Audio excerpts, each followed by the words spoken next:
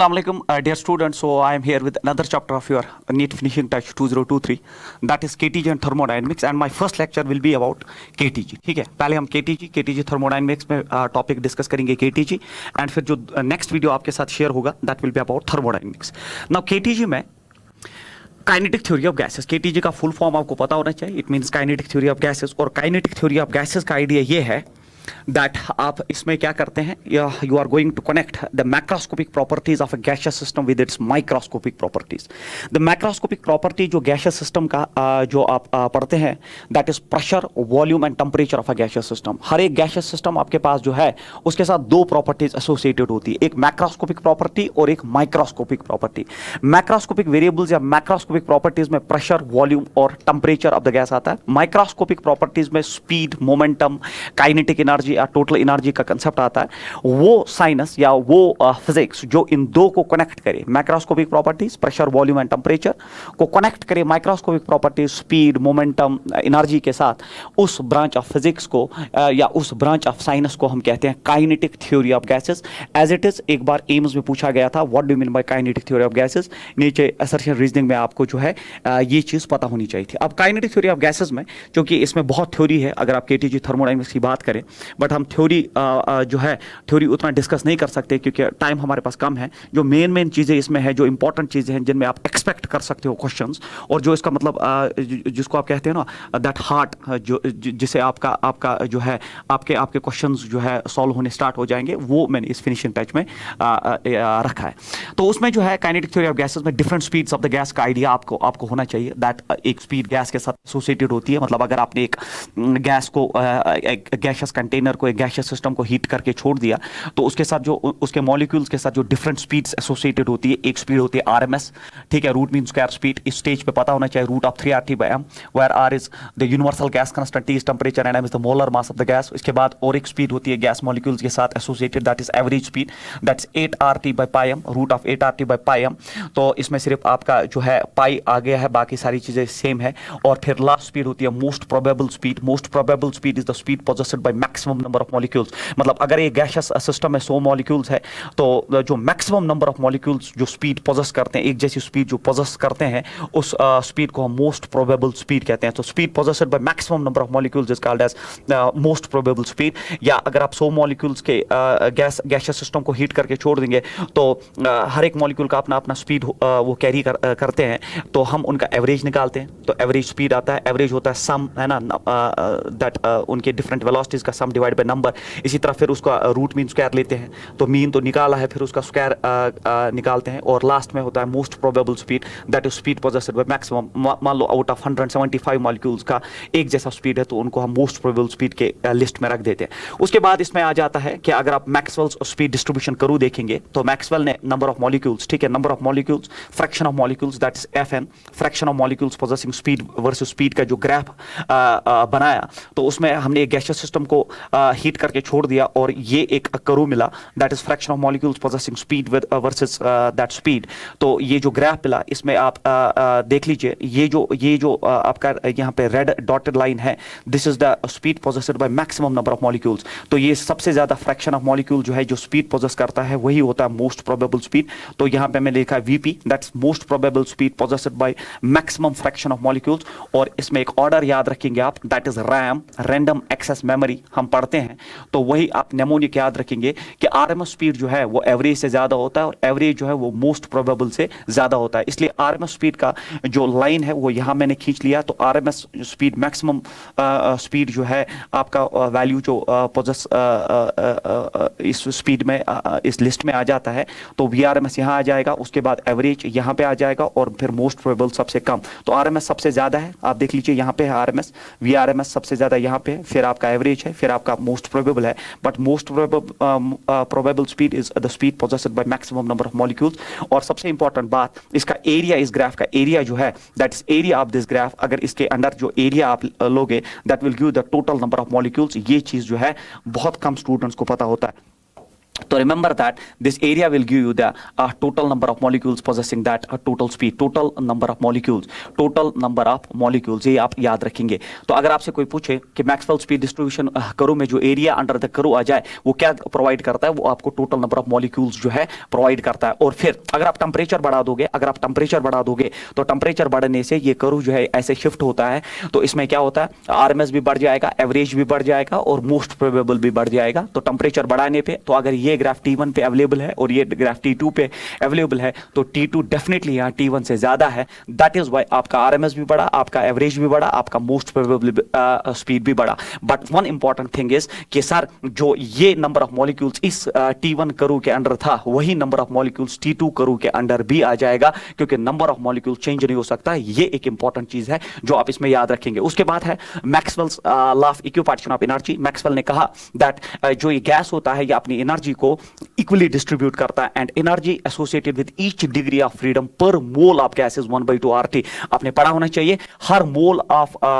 Degree के साथ, हर mole of this gas के साथ, हर एक डिग्री ऑफ फ्रीडम में जो एनर्जी एसोसिएटेड होती है वो 1/2 RT होती है, while as energy associated with each molecule per degree of freedom होता है 1/2 KT, where K is called as Boltzmann's constant. और उसके बाद अगर आप टोटल एनर्जी की बात करें तो टोटल एनर्जी अब क्या हो गया, तो एक मोल के साथ, एक मॉलिक्यूल एक मोल के साथ है 1/2 RT। अब आपके n मोल्स है तो n मल्टीप्लाई करिए और उसके साथ f डिग्रीज ऑफ फ्रीडम है। डिग्रीज ऑफ फ्रीडम का आइडिया आपको होना चाहिए। मोनोएटॉमिक गैस की 3 डिग्रीज ऑफ फ्रीडम होती है, डायटोमिक की 5 डिग्रीज ऑफ फ्रीडम होती है और नॉन लीनियर पॉलीएटॉमिक की जो है वो 6 डिग्रीज ऑफ फ्रीडम कैरी करता है। तो ये आइडिया तो कम से कम इस स्टेज पे आपको होना चाहिए। तो ये हो गया आपका total energy possessed by the gas. इसको हम टोटल काइनेटिक एनर्जी या टोटल एनर्जी भी कहते हैं, क्योंकि काइनेटिक थ्योरी में जो total energy of the gas होता है वो in the form of only kinetic energy होता है, उसमें पोटेंशियल का कोई शेयर नहीं होता। और फिर इस इक्वेशन में जो F/2R होता है ये CV के बराबर होता है, और CV होता है molar heat capacity at constant volume. तो ये हो गया एक सेट ऑफ इक्वेशंस, मगर मैं आपके लिए एक स्लाइड ऐड करता हूं सो दैट मैं आपको फिर से बोल दूं। Law of equipartition of energy कहता है that energy associated with each degree of freedom, मैं फिर से लिख रहा हूं, with each degree of freedom, with each degree of freedom per mole of gas, per mole of gas। ये per mole बड़ा इंपॉर्टेंट है, होता है बराबर 1/2 RT। This is important. तो energy associated with each degree, हर एक डिग्री ऑफ फ्रीडम के साथ, हर एक डिग्री ऑफ फ्रीडम के साथ। जैसे मैंने बोला मोनोएटॉमिक में 3 डिग्रीज ऑफ फ्रीडम है, डायटोमिक में या लीनियर पॉलीएटॉमिक में 5 डिग्रीज ऑफ फ्रीडम होती है, नॉन लीनियर पॉलीएटॉमिक में 6 डिग्रीज ऑफ फ्रीडम होती है। तो पर मोल ऑफ गैस इतना होता है। या अगर आप यहां लिखेंगे energy associated with each degree of freedom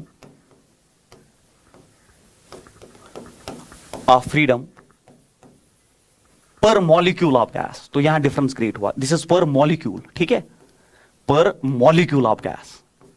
ये होता है बराबर 1/2 KT, where K is called as Boltzmann's constant। तो यहां पर मोल और पर मॉलिक्यूल में आपका जो है सारा खेल छुपा है। दिस इज पर molecule and this is nothing, this is पर मोल। This is important. और अगर आपसे आप कोई टोटल एनर्जी की बात करें तो टोटल एनर्जी जो गैस का होता है, total internal energy of the gas, total internal energy of the gas.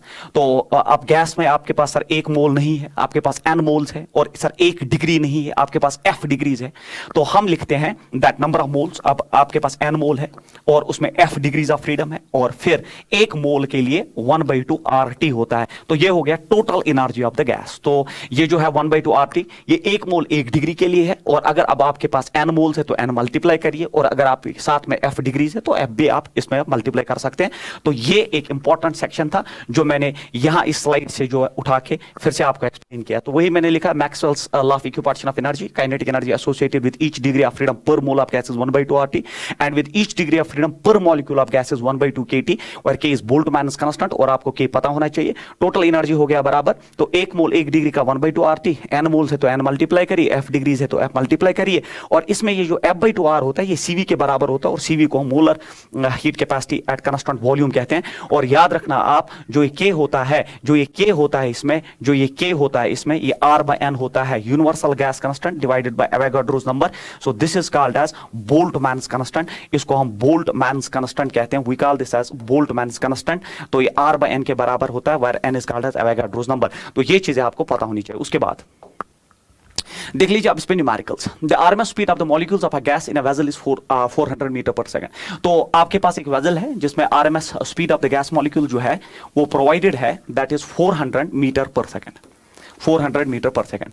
If half of the gas leaks out, अब आधा गैस लीक आउट हुआ, आधा गैस जो है आपका वो लीक आउट हुआ at constant temperature, constant temperature, temperature में कोई चेंज नहीं, आधा गैस लीक हुआ। The RMS speed of the remaining molecules will be, जो बाकी रिमेनिंग मॉलिक्यूल्स है उनके आरएमएस स्पीड पे क्या फर्क पड़ेगा।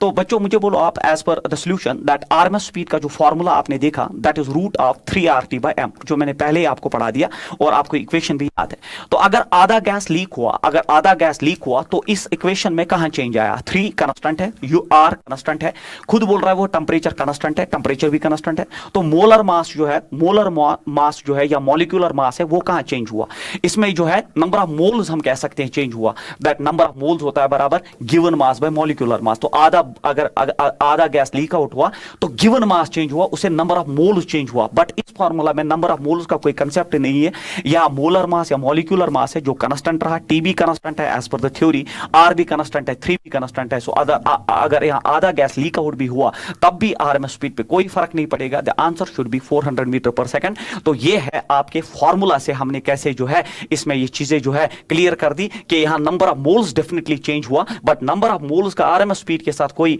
जो है रिश्ता नहीं है। दैट इज व्हाई यहां आरएमएस स्पीड जो है वो 400 मीटर पर सेकंड ही बचा। उसके बाद दूसरा क्वेश्चन आपका है the RMS that is root mean square speed of the molecules of a diatomic gas is v। तो आपके पास एक डायटोमिक गैस है, मान लीजिए आपके पास एक डायटोमिक गैस है, तो डायटोमिक मींस X2 है ना, या O2 N2, तो मैंने आप जनरलाइज किया। आपके पास एक मान लो आप ऑक्सीजन है, ठीक है, हम ऐसे एक्सप्लेन करते हैं, ये सॉल्यूशन ऐसे लेते हैं इसका कि हमारे पास एक डायटोमिक गैस है, उसका आरएमएस स्पीड दिया है v। फिर क्या बोल रहा है, when the temperature is doubled, अब हमने टेंपरेचर को डबल किया, the molecules dissociate into 2 atoms. जब हमने इस गैस का टेंपरेचर डबल किया तो मॉलिक्यूल्स डिसोसिएट हुए इनटू 2 एटम्स। 2 एटम्स का क्या मतलब है, मतलब अब ये हो गया ट्वाइस ऑफ O, ठीक है, अभी तक ये O2 था, अब ये ट्वाइस ऑफ O हुआ। तो ट्वाइस ऑफ O मतलब होता है 2 atoms of O, 2 atoms of O। Sir अब हमें बोलिए आरएमएस स्पीड क्या हुआ, तो हमें v डैश निकालना। सो दिस इज अवर क्वेश्चन। तो पहले अगर इस केस में देखें, जब ये पूरा ऑक्सीजन मॉलिक्यूल था तो आरएमएस स्पीड v था, और हम जानते हैं वो रूट ऑफ 3RT/m के बराबर है। सो this is equation first.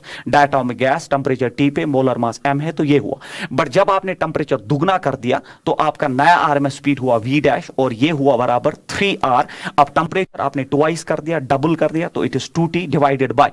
But अब जब ये डिसोसिएट हुआ इनटू 2 एटम्स तो मोलर मास आपका आधा हो जाएगा। मोलर मास जो है मॉलिक्यूलर मास आधा हो जाएगा, क्योंकि पूरे ऑक्सीजन का मॉलिक्यूलर मास 32 होता है। अब एक एटम है, एक एटम का मॉलिक्यूलर मास जो है वो m/2 हो जाएगा, तो 2 2 4 हो जाएगा। It is v dash is equal, it is root of 3RT divided by m multiplied by 4, क्योंकि 2 2 4, 4 रूट से बाहर आएगा, तो v डैश हो गया बराबर 2, क्योंकि root of 4 is 2 and root of 3RT/m जो है वो v के बराबर है। तो आपका v डैश जो है वो ट्वाइस ऑफ v हुआ। सो आपका रूट मीन स्क्वायर जो है वो दुगना हुआ। सो option number 3 should be the right answer of this question. तो इस क्वेश्चन में आपने टेंपरेचर दुगना किया, टेंपरेचर दुगना करने से आपका डिसोसिएट हुआ आपका मॉलिक्यूल एटम्स में। तो अगर मॉलिक्यूल का मोलर मास m है तो एक एटम का उसका आधा हो जाएगा, क्योंकि ये डायटोमिक गैस मॉलिक्यूल है, इसीलिए मैंने m/2 कर दिया, and that's how we can solve it. उसके बाद ये क्वालिटी क्वेश्चन माना जाता है, बड़ा इंपॉर्टेंट है, आपको हर बुक में मिलेगा, हर टेस्ट सीरीज में मिलेगा। This is considered as one of the best questions जो यहां से आप कर सकते हो। तो मैं आपको ये दिखाता हूं कि इस क्वेश्चन को कैसे सॉल्व करते हैं। 2 containers of equal volume contain the same gas at pressure P1 and P2। तो इक्वल वॉल्यूम है बिल्कुल, और ये 2 कंटेनर्स है, इसका प्रेशर P1 है, इसका प्रेशर P2 है, बट वॉल्यूम सेम है ये लैंग्वेज में। And absolute temperature T1 and T2, और टेंपरेचर यहाँ T1 है, T2 है। इनिशियली जो है ये अलग अलग है, यहाँ पे आपका वैल्यू जो वो ऑफ है। उसके बाद कहा गया है on joining the vessels the gas reaches a common pressure P and a common temperature T। फिर आपने ये जो वैल्यू है ऑन कर दिया, अब गैस जो है मिक्सिंग स्टार्ट हो जाएगी। ये नॉन रिएक्टिंग गैसेस होते हैं और ये मिक्सिंग स्टार्ट हुई, तो क्या हुआ, अब ये फाइनली प्रेशर P रीच कर गया और टेंपरेचर T। अब इसमें भी प्रेशर P, इसमें भी प्रेशर P, इसमें टेम्परेचर T, इसमें टेम्परेचर, वॉल्यूम तो पहले ही सेम था। हमें पूछा गया है the ratio P by T, जो अब ये प्रेशर और टेम्परेचर सेम आ गया, इसका रेशो आपको कैलकुलेट करना है। इस क्वेश्चन को सॉल्व करने का जो बेस्ट तरीका होता है उस तरीके को हम कहते हैं मोल कंजर्वेशन। तो mole conservation is the way to solve this question. और याद रखना मोल कंजर्वेशन तब वैलिड होता है जब सिस्टम से कोई अमाउंट ऑफ गैस लीक ना हो, और इसमें कोई लीक नहीं हुआ, मिक्सिंग ऑफ गैसेस हुआ, बट सिस्टम से कोई गैस ना अंदर आया ना बाहर गया, तो नंबर ऑफ मोल जो इनिशियली था वो फाइनली भी बराबर रहेगा। इस थ्योरी को हम मोल कंजर्वेशन कहते हैं। तो मैं मानता हूं कि इनिशियल नंबर ऑफ मोल जो है इसके और इसके इनिशियल नंबर ऑफ मोल्स, तो that is n1 plus n2 initial number of moles is equal. अब चूंकि इनका प्रेशर, वॉल्यूम और टेंपरेचर सेम हुआ तो फाइनल नंबर ऑफ मोल्स के बराबर होना चाहिए, तो मैं लिखूंगा n1 dash plus n2 dash final number of moles के बराबर। सर अब ये मोल जो है नंबर ऑफ मोल्स जो आप बोल रहे हो कि initial number of moles of the gas is equal final number of moles of the gas, ये मोल्स कहां से निकालोगे? By using that ideal gas equation PV is equal nRT, जो हम जानते हैं, या हमें पता है कि नंबर ऑफ मोल्स होता है बराबर PV बाय RT। इस इक्वेशन से हम यहाँ पे नंबर ऑफ मोल्स, हम केमिस्ट्री के तरीके से नहीं जाते हैं जिसमें आपको बहुत सारी कैलकुलेशंस करनी पड़ती है नंबर ऑफ मोल कैलकुलेट करने के लिए, हम यहाँ आइडियल गैस इक्वेशन यूज करते हैं और नंबर ऑफ मोल्स जो है इसमें डेवलप करते हैं। अब मुझे बोलिए,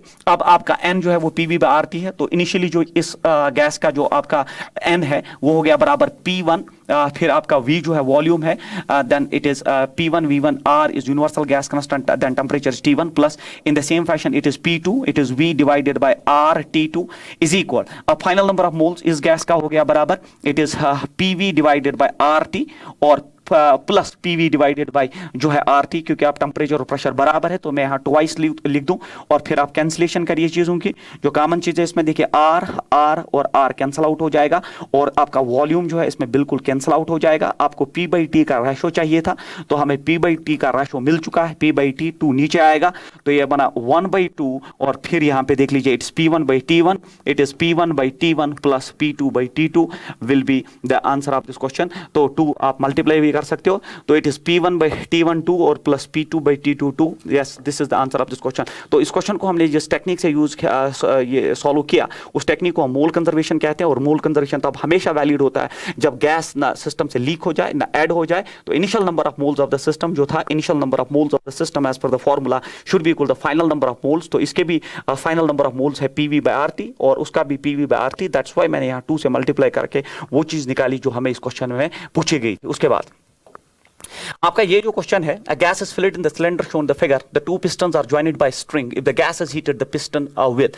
तो ये एक ऐसा सिस्टम है जिसमें ये आपके पास गैस है, यहाँ एक पिस्टन लगा है, यहाँ दूसरा पिस्टन लगा है। हमें कहा गया कि इस गैस को हमने हीट किया, अगर हमने इस गैस को हीट करके छोड़ दिया तो हमें बोलिए a gas is filled in the cylinder shown in the figure, the two pistons are joined by string। तो एक स्ट्रिंग से ये एक धागे से बंधे हुए हैं ये दो पिस्टन्स, तो हमें बोलिए the gas is heated the pistons will, तो पिस्टन क्या टुवर्ड्स राइट जाएगा, टुवर्ड्स लेफ्ट जाएगा, या पिस्टन्स जो है बिल्कुल अपनी जगह रहेंगे। तो इस क्वेश्चन का आंसर जो है उसका तरीका यह है कि जब आप हीट करोगे तो प्रेशर बढ़ जाएगा, और जब प्रेशर बढ़ेगा तो यहाँ पे फोर्स डेवलप होगा, इस पिस्टन पे भी फोर्स डेवलप होगा, और इस पिस्टन पे भी गैस मॉलिक्यूल जब हीट अप किए जाते हैं वो काइनेटिकली एनर्जी गेन करते हैं। और चूंकि प्रेशर जो है गैस का थ्रोट सेम ही रहा, बट अब जो कोल्यूजन्स डेवलप होंगे तो यहाँ पे एक फोर्स डेवलप होगा, यहाँ पे दूसरा फोर्स डेवलप होगा, और फोर्स हमारा होता है बराबर प्रेशर इनटू एरिया, क्योंकि हम जानते हैं दैट प्रेशर होता है बराबर फोर्स बाय एरिया। तो force definitely pressure into area है, क्योंकि प्रेशर ऑफ द गैस तो बिल्कुल सेम है, आपने हीट करके गैस को छोड़ दिया तो वो एक ही प्रेशर पे आ जाएगा, बट इसका एरिया जो है इस पिस्टन का वो A1 है, वो लेस है, जबकि इस पिस्टन का जो एरिया ऑफ क्रॉस सेक्शन है A2 है, और A2 जो है वो ग्रेटर देन A1 है। जब A2 A1 से ज्यादा है, जब A2 A1 से ज्यादा है तो डेफिनेटली F2 जो है F2 F1 से ज्यादा होगा, क्योंकि प्रेशर नो डाउट सेम है, बट एरिया की वजह से F2 एरिया A2 ज्यादा होने की वजह से F2 फोर्स भी ज्यादा होगा, इसलिए नेट फोर्स टुवर्ड्स राइट होगा। और जो है इसका आंसर होना चाहिए दैट मूव्स टुवर्ड्स लेफ्ट, बिल्कुल गलत है, moves towards right, remain stationery की तो बात ही नहीं है। बट मैंने जब क्लासरूम में ये क्वेश्चंस हम डिस्कस करते हैं तो बच्चे बोलते हैं ये रेस्ट पे आ जाएगा, क्योंकि प्रेशर बढ़ेगा और थ्रू आउट द गैस यहाँ से भी उतना ही प्रेशर, यहाँ से भी उतना ही प्रेशर, बट प्रेशर के साथ जो अब क्वांटिटी एसोसिएटेड है दैट इज फोर्स, और वो फोर्स जो है राइट साइड में ज्यादा होगा because of more area of cross section. ये चीज आप याद रखेंगे। उसके बाद आपके पास है gas mixture consist of 2 moles of oxygen and 4। अब ये मिक्सिंग वाला क्वेश्चन है, तो 2 मोल्स ऑक्सीजन के और 4 मोल्स आर्गन के हैं आपके at a temperature T। Neglecting all vibrational modes, अगर हम वाइब्रेशनल डिग्रीज ऑफ फ्रीडम छोड़ के the total internal energy of the gases. तो ये बड़ा इंपॉर्टेंट क्वेश्चन है, बहुत बार पूछा गया है। तो इंटरनल एनर्जी का मैंने अभी आपको फॉर्मूला दिया, that's number of moles into degrees of freedom into the energy associated with पर मोल पर डिग्री ऑफ फ्रीडम 1/2 RT। ये है आपका इंटरनल एनर्जी का इक्वेशन। अब मुझे बोलिए आप, चूंकि मिक्सिंग है, 2 moles of oxygen at 2 moles of oxygen at temperature T, तो मैं टोटल एनर्जी लिखूं, देखो 2 मोल्स तो N हो गया 2। अब ये ऑक्सीजन है, तो ऑक्सीजन की डिग्रीज ऑफ फ्रीडम जो है डायटोमिक की 5 डिग्रीज ऑफ फ्रीडम होती है, तो मैं लिखूंगा 5 इंटू 1/2 RT। तो ये हो गया ऑक्सीजन। फिर प्लस आपने इसको मिक्स कर दिया है, प्लस कितने moles, 4 moles of argon, 4 moles, तो N हो गया 4 मल्टीप्लाइड बाय आर्गन एक मोनोएटॉमिक गैस है, मोनोएटॉमिक गैस की 3 डिग्रीज ऑफ फ्रीडम होती है, और एवरी डिग्री पर मोल जो एनर्जी होती है दैट्स 1/2 RT। तो अब हमें बोलना है टोटल, तो टोटल इंटरनल एनर्जी, ये क्वेश्चन बड़ा इंपॉर्टेंट है, आप करके जाएंगे, इट इज 10/2 RT। प्लस हो गया बच्चे, it is 12 divided by 2 RT, तो ये हो गया 22 RT डिवाइडेड बाय 2। तो answer of this question should be 11 RT is the right answer of this question. 11 RT should be the right answer of this question. तो ये हो गया mixing of non reacting gases का question, जिसमें आप total internal energy का तरीका, internal energy इसके बराबर होता है N into F into 1/2 RT, उस हिसाब से आप इसको सॉल्व कर सकते हो। उसके बाद क्वेश्चन नंबर नेक्स्ट जो आपका है, दैट इज ये molar heat capacity is M into C। ये मैं मानता हूं सबसे ज्यादा इंपॉर्टेंट, क्योंकि इसमें मैक्सिमम टाइम्स मैंने बच्चों को कंफ्यूजन का शिकार ही देखा है, मैक्सिमम टाइम्स मैंने ऐसा देखा है।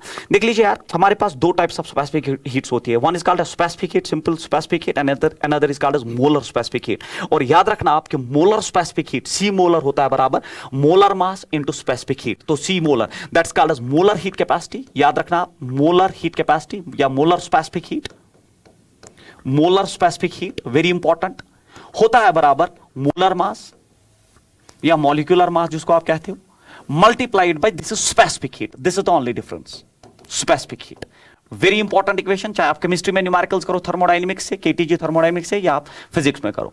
तो मोलर स्पेसिफिक हीट हमेशा होता है molar mass multiplied by specific heat. जब आप क्वेश्चन को रीड करते हो तो पहले देख लो वो हमसे मोलर स्पेसिफिक हीट पूछ रहा है कि स्पेसिफिक हीट पूछ रहा है। अगर मोलर पूछ रहा है तो मोलर मास से मल्टीप्लाई करके चलना पड़ेगा, और अगर स्पेसिफिक हीट पूछ रहा है तो मोलर को M से डिवाइड करने पर आपको आंसर मिल जाएगा। ये एक इंपॉर्टेंट हेडिंग है। उसके बाद अब जो ये मोलर स्पेसिफिक हीट है ये 2 टाइप्स का होता है, ये मोलर स्पेसिफिक हीट 2 टाइप्स का होता है, that's molar specific heat at constant pressure या molar specific heat at constant volume. याद रखना जो ये C मोलर है, जो मोलर हीट कैपेसिटी, ये 2 टाइप्स का होता है, it is molar heat capacity at constant pressure and molar heat capacity at constant volume. और इन दो में एक रिलेशन होता है and that relation is Cp minus Cv is equal to R। This is a very important relation.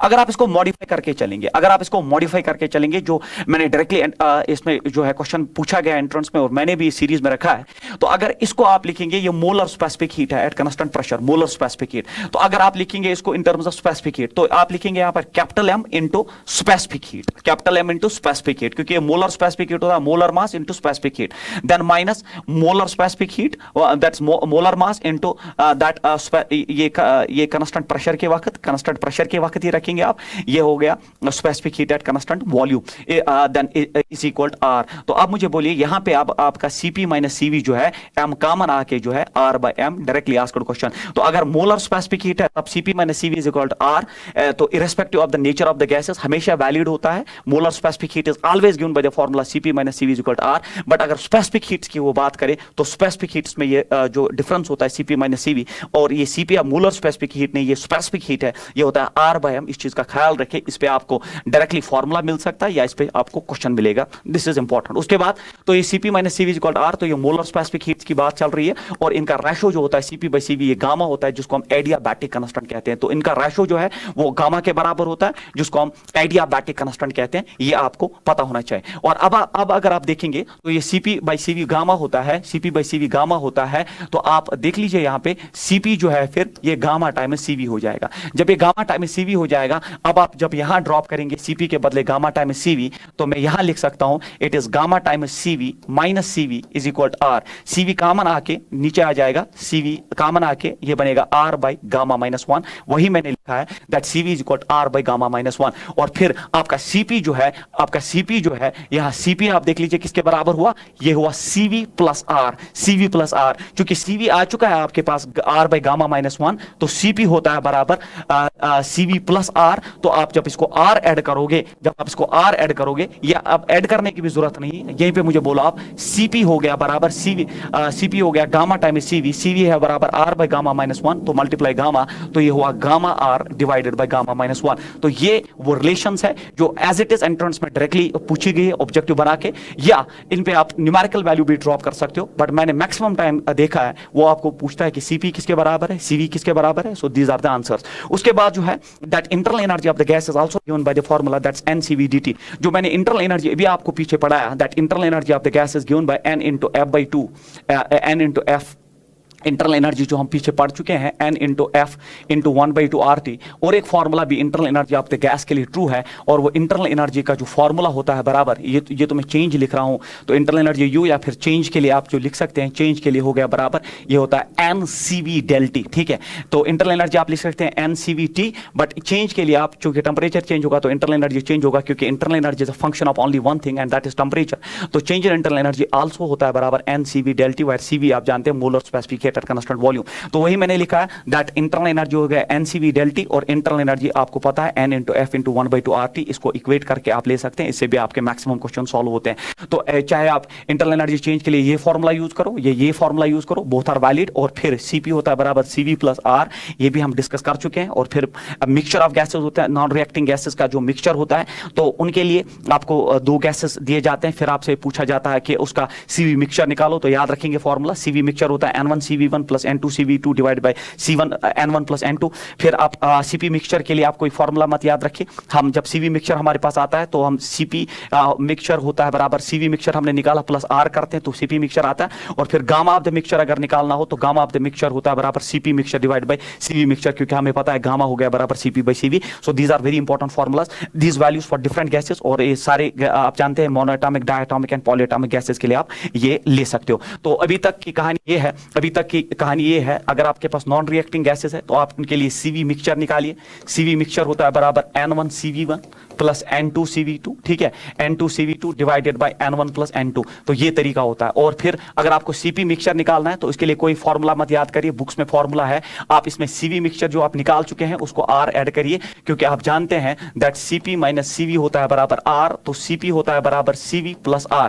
और फिर आप गामा निकालना है तो गामा हो गया CP मिक्सचर जो आप निकाल चुके हैं डिवाइडेड बाय CV मिक्सचर। तो इसमें एक ही काम करना है, CV मिक्सचर आना चाहिए। CV मिक्सचर आ गया, CP मिक्सचर भी आ जाएगा और गामा आप निकाल सकते हो। So these are the important things जो आपको पता होने चाहिए। तो ये सारे फॉर्मूला ऑलमोस्ट जो है आपके केटीजी थर्मोडायनेमिक्स में, केटीजी में जो है वो सारे मैंने यहाँ पे आपके साथ डिस्कस किए। और सबसे इंपॉर्टेंट ये मोलर स्पेसिफिक हीट और स्पेसिफिक हीट में रिलेशनशिप क्या होता है। उसके बाद ये है for mixture of non reacting gases. अगर आपके पास नॉन रिएक्टिंग गैसेस है तो देख लीजिए CV मिक्सचर मैंने फिर से लिख दिया, तो CP मिक्सचर हो गया CV मिक्सचर प्लस R। और फिर जो है फिर internal energy change of the gas. देख लीजिए इंटरनल एनर्जी मैंने अभी आपको थोड़ी देर पहले भी पढ़ा दिया कि इंटरनल एनर्जी जो होता है N into F into 1/2 RT, ये internal energy of the gas है। अब अगर आप टेम्परेचर चेंज करोगे तो डेफिनेटली इंटरनल एनर्जी चेंज हो जाएगा, या अगर आप टेम्परेचर चेंज करोगे तो इंटरनल एनर्जी चेंज होगा। और जब टेम्परेचर चेंज होने से इंटरनल एनर्जी चेंज होगा तो इंटरनल एनर्जी चेंज जो है आपने लिखा है that internal energy changes that F/2, वही F/2 into NR/ΔT, क्योंकि आप टेम्परेचर चेंज कर रहे हो और वो खुद बराबर होता है NCV/ΔT। तो वही मैंने यहाँ पे दिखा है कि आपका इंटरनल एनर्जी जो है वो F/2 NRT है, और अगर आप टेम्परेचर चेंज करोगे तो ये चेंज में कन्वर्ट हो जाएगा और चेंज हो गया ΔU is equal N into F into 1/2 R/ΔT। क्योंकि आपने टेम्परेचर चेंज किया तो डेफिनेटली इंटरनल एनर्जी चेंज होगा। बट आप जानते हैं कि RT PV के बराबर होता है, क्योंकि हम जानते हैं PV होता है बराबर NRT, PV RT के बराबर होता है। तो PV के RT के बदले यहाँ PV भी लिख सकते हैं आप। तो इसीलिए यहाँ पे लिखा है that internal energy is also F/2 into PV, क्योंकि आपने जो NRT के हिसाब से PV को रिप्लेस कर दिया। और फिर अगर अब आपके न्यूमेरिकल में PV चेंज हो गया है तो internal energy is equal F/2, तो ये हो गया final pressure volume minus initial pressure volume. तो न्यूमेरिकल पे डिपेंड करता है, वो टेम्परेचर चेंज में आपको इंटरनल एनर्जी निकालवाना चाहता है तो आप ये फॉर्मूला यूज करेंगे। और अगर वो प्रेशर वॉल्यूम के टर्म्स में आपसे इंटरनल एनर्जी चेंज निकलवाना चाहता है, क्योंकि आपने एनआरटी को पीवी से रिप्लेस कर दिया और अब प्रेशर वॉल्यूम अगर चेंज हो रहा है न्यूमेरिकल में तो डेफिनेटली यहाँ that it will be PV P2V2 minus P1 V1। सो ये सेक्शन भी बहुत इंपॉर्टेंट है क्योंकि इस पे आपके नीट 2021 में शायद क्वेश्चन पूछा गया है। उसके बाद जो है सी प्रोसेस, ठीक है, आपसे सी प्रोसेस पूछा जाता है। सर सी प्रोसेस क्या होता है? C process is thing that is there is a relation other than that pressure volume में अगर ऐसा कुछ रिलेशन है that PV raise for A is equal constant, है ना, क्योंकि आप जानते हैं अगर रिलेशन ये होता that PV is equal constant तो ये रिलेशन होता है आइसोथर्मल प्रोसेस के लिए। जब पीवी रेज पावर गामा होता है तो आप ये कुछ प्रोसेस डायरेक्टली जानते हैं तो ये एडियाबैटिक प्रोसेस कहलाता है। But if there is a relation other than these two कि यहाँ पे पीवी रेज पावर 1 है तो ये आइसोथर्मल प्रोसेस है, यहाँ पीवी रेज पावर गामा है तो ये एडियाबैटिक प्रोसेस है। बट अगर रिलेशन है other than those two in P and V that is PV raise power A and A is neither 1 neither gamma then this is called as a polytropic process. ऐसी process को हम polytropic process कहते हैं। तो मैंने लिखा है polytropic process होता है PV raise power A is equal constant और ऐसे प्रोसेस के लिए सी प्रोसेस हम जब निकालते हैं वो हमेशा होता है CV plus R by 1 minus A जो यहाँ पावर है तो ये होता है सी प्रोसेस निकालने का तरीका। तो जब भी आप पीवी रिलेशन कोई देखोगे और power other than 1 and gamma देखोगे, क्योंकि अगर 1 है तो आइसोथर्मल है और गामा है तो एडियाबैटिक है, तब आप डायरेक्टली सी प्रोसेस ये पॉलीट्रॉपिक प्रोसेस होता है और सी प्रोसेस उसका निकालने का तरीका है CV plus R by 1 minus A जो आपके पास पावर है वो आप इसमें ऐड कर देंगे।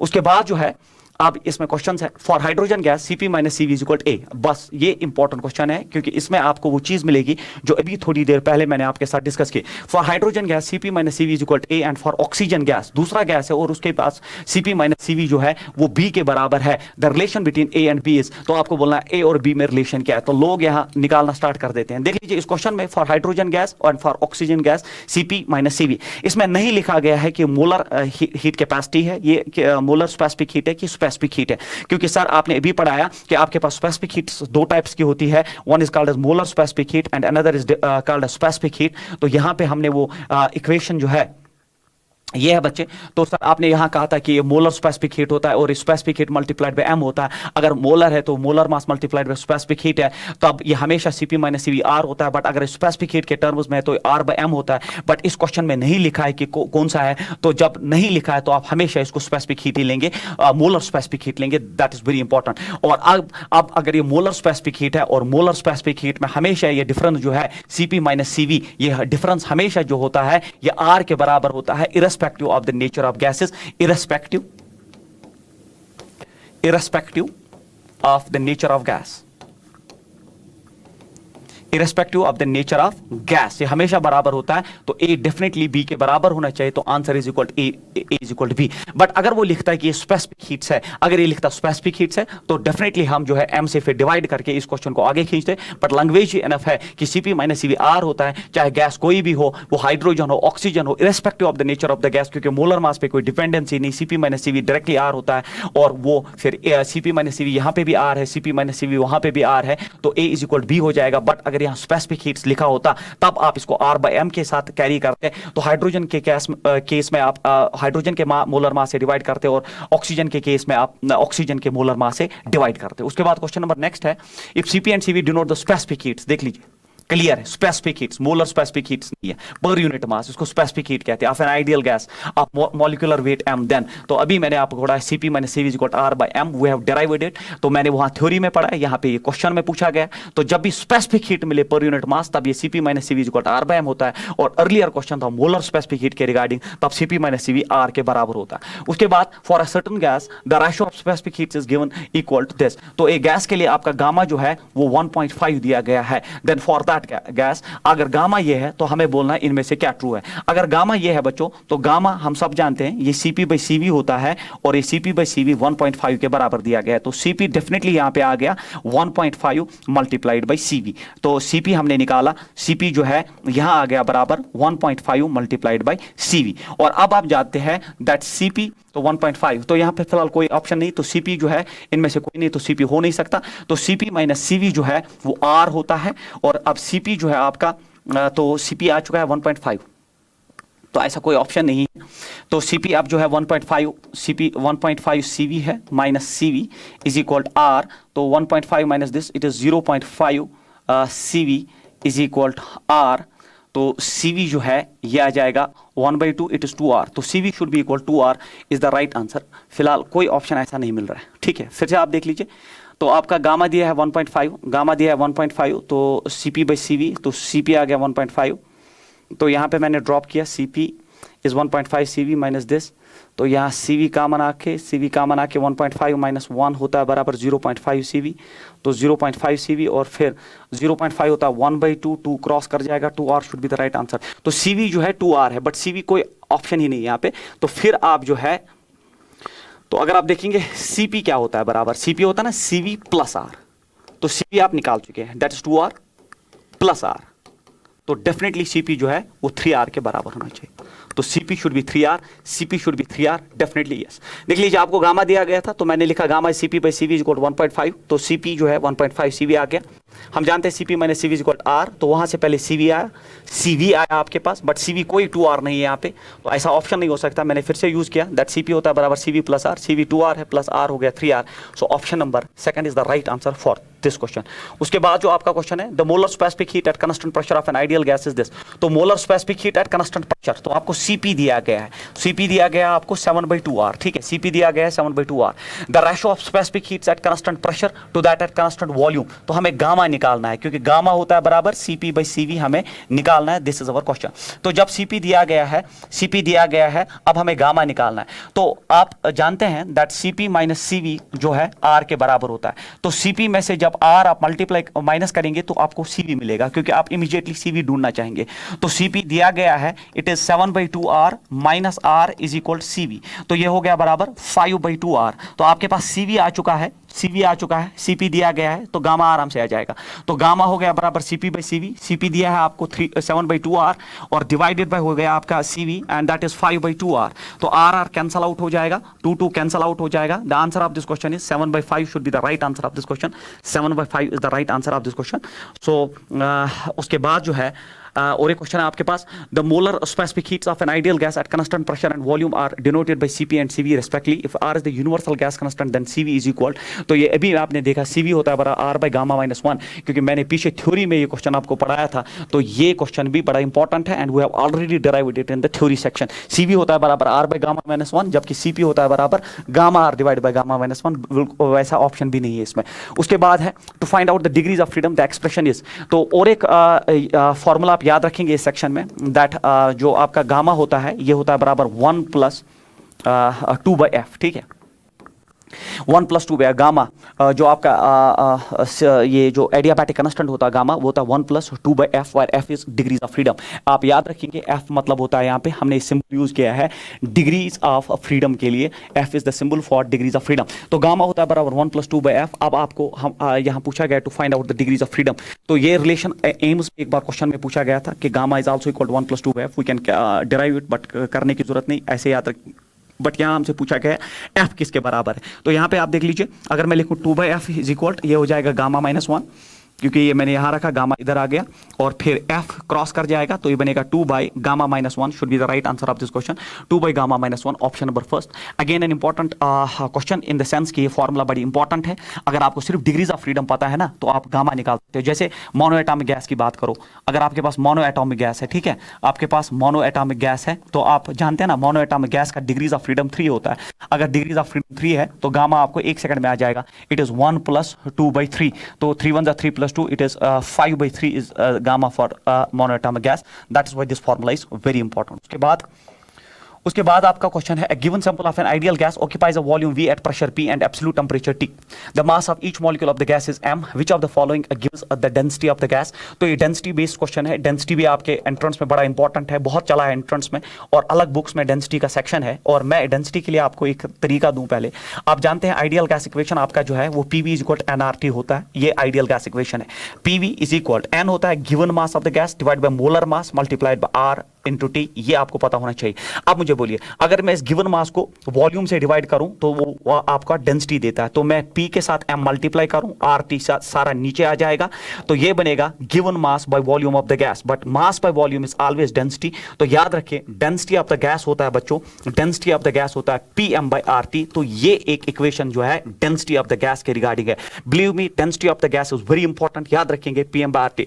बट हमें डेंसिटी ही पूछा गया है, which of the following is density, but P M by R T कोई ऑप्शन है नहीं। सर इसमें आप क्या कर सकते हैं, इसमें ये करना है आप, अब जो ये मोलर मास इसको ब्रेक करना है, तो हम लिख सकते हैं दैट पी मोलर मास होता है बराबर mass of each molecule multiplied by Avogadro's number, क्योंकि मोलर मास होता है that mass possessed by one that mole of gas, one mole of gas, और एक मोल ऑफ गैस में नंबर ऑफ मॉलिक्यूल्स होता है एवोगैड्रोस नंबर। तो कितने number of molecules of the gas है, Avogadro's number of molecules multiplied by mass of each molecule, ठीक है, वो आपको मोलर मास देता है, ये आपको इस वक्त पता होना चाहिए, divided by R by T. अब आप ये एवोगैड्रोस नंबर नीचे लाइए, तो डेंसिटी हो गया बराबर पी एम डिवाइडेड बाय, ये बनेगा R by N A, Avogadro's number नीचे लाया multiplied by T, but R by N A मैंने पीछे पढ़ाया, आर बाय एन ए होता है के, तो डेंसिटी हो गया बराबर P multiplied by small M divided by K T. ये 2016 नीट में क्वेश्चन पूछा गया है, तो density of the gas is P M divided by K T, option number third most important question about density. तो डेंसिटी का original equation ये है, बट इस केस में इस शेप में ये आंसर नहीं दिया गया था, इसलिए आपने मोलर मास को डिवाइड किया इन terms of mass of each molecule multiplied by Avogadro's number. Avogadro's number नीचे लाने पे आपका जो है आर बाय एन ए ही होता है के बोल्ट्जमैन कांस्टेंट, तो ये हुआ P pressure of the gas, mass of each molecule Avogadro's it is Boltzmann constant multiplied by temperature will give nothing but it will give you the density of the gas. तो ये था हमारा और एक question. So उसके बाद जो है मीन फ्री पाथ, ये बड़ा इंपॉर्टेंट है। Mean free path, mean free path जो आपके गैस मॉलिक्यूल्स होते हैं they are in random motion. तो अगर आप एक कंटेनर की बात करें जो उसमें गैस मॉलिक्यूल्स होते हैं, they are in random motion and the distance covered by them between two successive collisions is called as mean free path। जो दो गैस मॉलिक्यूल्स जो है अगर ये collisions करते हैं कंटिन्यूसली, क्योंकि टेम्परेचर के बाद आपने इसको हीट करके छोड़ दिया तो ये एक दूसरे के साथ कोलाइड करते हैं, the average distance travelled bye them between two successive collisions is called as mean free path। तो average distance between two successive collisions को हम मीन फ्री पाथ कहते हैं। इसका जो ये इक्वेशन है एज इट इज याद रखना पड़ेगा, लैम्डा मीन फ्री पाथ होता है 1/√2 n pi d square, maximum times entrance में एज इट इज फॉर्मूला ही पूछा गया है, it is lambda is equal to 1/√2 n pi d square, where n is number of molecules per unit volume and d is diameter of each molecule। ये आप याद रखेंगे, वही मैंने लिखा है, d is diameter of each molecule and n is number of molecules per unit volume। फिर यही इसमें थोड़ा modifications करके according to the equation जो need है आपके पास, तो ये n इसमें ड्रॉप करके बाकी चीजें n जो है इसमें स्मॉल n ड्रॉप करके उसको चेंज करते हैं n by v। तो ये इक्वेशन जो है ये इसका और एक फॉर्मेट है, बहुत कम स्टूडेंट्स को पता होता है। तो ये होता है lambda is equal to 1/√2 kt divided by pi d square into d square and then pressure। तो ये टेम्परेचर एंड प्रेशर में इक्वेशन आ गई, और यहाँ पे अगर आप प्रेशर को कंस्टेंट कर देंगे, बाकी सारी चीजें कंस्टेंट है, अगर प्रेशर को कंस्टेंट किया जाए तो इस इक्वेशन में अगर हम प्रेशर को कंस्टेंट कर दें तो ये बहुत कम स्टूडेंट्स को पता होता है। अगर प्रेशर कंस्टेंट कर दिया जाए तो आपका मीन फ्री पाथ जो है दैट लैम्डा जो है टेम्परेचर के साथ डायरेक्टली रिलेटेड है। और अगर अब आप टेम्परेचर को कंस्टेंट कर दे, अगर आप टेम्परेचर को ही कंस्टेंट कर दे, अगर आप टेम्परेचर को कर दे तो जो आपका मीन फ्री पाथ है दैट मीन फ्री पाथ जो है प्रेशर के साथ रेक्टेंगुलर हाइपरबोला इनवर्स रिलेशन आ जाएगा। इसी तरह लैम्डा का और एक शेप मॉडिफाई करने के बाद it is m divided by √2 pi d square into rho. तो ये हो गया मास एंड डेंसिटी के टर्म्स में मीन फ्री पाथ का। मैक्सिमम बच्चों को सिर्फ ये रिलेशन याद होती है, बट याद रखना directly proportional temperature, inversely proportional pressure, directly proportional to mass and inversely proportional density. तो अगर आप इस रिलेशन के हिसाब से चलेंगे, अगर आप डेंसिटी को कंस्टेंट कर देंगे, अगर आप डेंसिटी को कंस्टेंट कर देंगे तो मीन फ्री पाथ वर्सेस मास जो है, mean free path versus mass is a straight line. और अगर अब आपने मास को ही कंस्टेंट कर दिया तो फिर mean free path versus density का जो आपका ग्राफ है वो रेक्टेंगुलर हाइपरबोला आ जाएगा। तो ये चीजें आप याद रखें, कम से कम पहला और दूसरा इक्वेशन आपको जबान याद होना चाहिए। उसके बाद जो है इस पे क्वेश्चन है the mean free path of a gas with molecular diameter d and number density n can be represented as. तो मैंने बोला एज इट इज, ये डायरेक्टली पूछा गया है, it is 1/√2 n pi d square. बिल्कुल n pi d स्क्वायर ये option नहीं है, n pi d square is the second option, is the right answer for this question. So thank you so much for this session जो about KTG था, and we will be with the last heading that is thermodynamics. Thank you so much.